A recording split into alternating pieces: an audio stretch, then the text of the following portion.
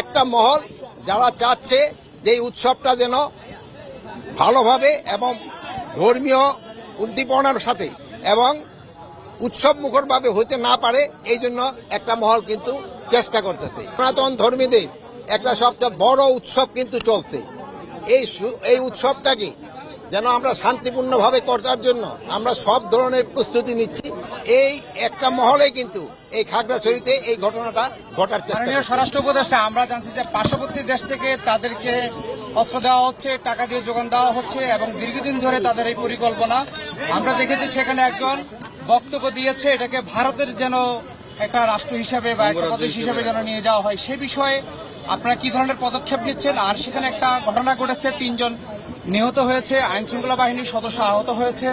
এই বিষয়ে আপনাদের পরিকল্পনাটাকে বলেন। এই পরিকল্পনা আপনার ভাই যে প্রশ্নটা করলেন, ভাই কিন্তু একটা সত্যি প্রশ্ন করছেন। আপনি দাঁড়ায় যান, এই যে প্রশ্নটা করছেন, আরে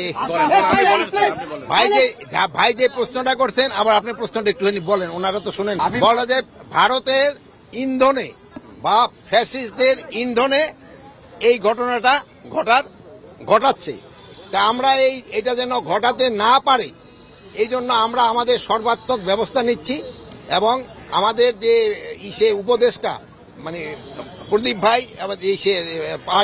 পার্বত্য চট্টগ্রামের যে উপদেষ্টা, উনি ওই জায়গায় আছেন, উনি এই জিনিসটাও দেখতেছেন।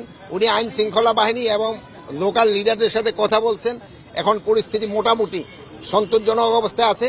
তা আপনারা জানেন কিছু সন্ত্রাসী পাহাড়ের উপরে থেকে তারা ফায়ার করছে এবং এই হাতিয়ারগুলি অনেক সময় বাইরে থেকে আসছে, যেটা আপনি ভাই বললেন। আমি অবশ্য দেশের নাম বলতে চাই না, আমার সাংবাদিক ভাই দেশের নামটা বলে দিচ্ছে। তা আপনারা এটা যেন প্রতিহত করতে হলে আপনাদের সবাই আমাদের সাহায্য এবং সহযোগিতা দরকার হবে। আপনারা সবাই সাহায্য সহযোগিতা করবেন। আরেকটা জিনিস হলো, আপনারা সবচেয়ে বলবেন যে গতকাল থেকে কিন্তু আমাদের একটা বড় ধর্মীয় উৎসব শুরু হয়ে গেছে।